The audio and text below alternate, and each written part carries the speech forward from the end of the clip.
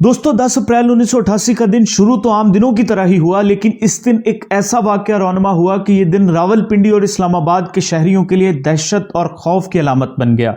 इस दिन के इख्तिताम तक रावलपिंडी और इस्लामाबाद में तकरीबन 93 लोगों की मौत वाकया हो गई और 1100 के करीब लोग जख्मी हो गए, और इस सब की वजह था सानहाए ओजड़ी कैंप। दोस्तों, सोवियत अफगान वार के दौरान पाकिस्तान अमेरिका के तहत था और अमेरिका इस जंग में अफगान मुजाहिदीन की मदद कर रहा था, और अफगान मुजाहिदीन को लड़ने के लिए असला अमेरिका पाकिस्तान के जरिए पहुंचाता था। अमेरिका से आने वाले असले को पाकिस्तान में आर्जी तौर पर स्टोर करने के लिए रावलपिंडी में फैजाबाद के मुकाम पर एक आर्जी कैंप बनाया गया, जिसे ओजड़ी कैंप का नाम दिया गया।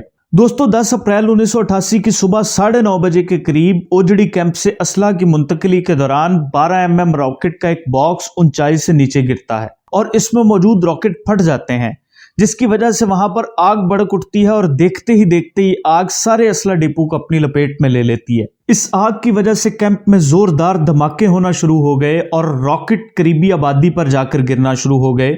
अब इतनी ज्यादा तादाद में रॉकेट गिरने की वजह से शहरियों में खौफो हरास फैल गया और लोगों ने अपने घरों से निकलकर खुली जगहों पर जाना शुरू कर दिया। गवर्नमेंट की तरफ से कोई बयान न आने की वजह से लोगों में मुख्तलिफ क़यासराइयां शुरू हो गई। लोगों का ख्याल था कि शायद दुश्मन मुल्क ने पाकिस्तान पर हमला कर दिया है और जंग शुरू हो गई है।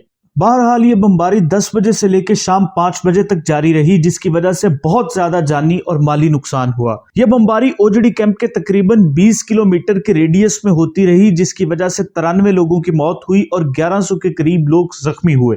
दोस्तों, मरने वालों में उस वक्त के वफाकी वजीर खाकान अब्बासी भी थे, जो अपने बेटे जहाद अब्बासी के साथ सफर कर रहे थे। तो सफर के दौरान एक रॉकेट उनकी गाड़ी पर आकर गिरा, जिसके नतीजे में हादसा हुआ। उस हादसे में खाकान अब्बासी जाँ बहक हो गए, जबकि उनके बेटे जहाद अब्बासी बुरी तरह जख्मी हुए और कोमे में चले गए। जहाद अब्बासी तकरीबन 17 साल कोमे में रहने के बाद 2005 में फौत हो गए। दोस्तों, हादसे के वक्त सदर ज़ियाउल हक कतर में OIC के इजलास में शरीक थे और खबर मिलते ही वो वतन वापस आ गए। और वजीर आजम मोहम्मद खान जुनेजो उस वक्त अंदरूने सिंध के दौरे पर थे और वो भी अपनी मसरूफियात छोड़कर फौरी तौर पर इस्लामाबाद पहुंच गए।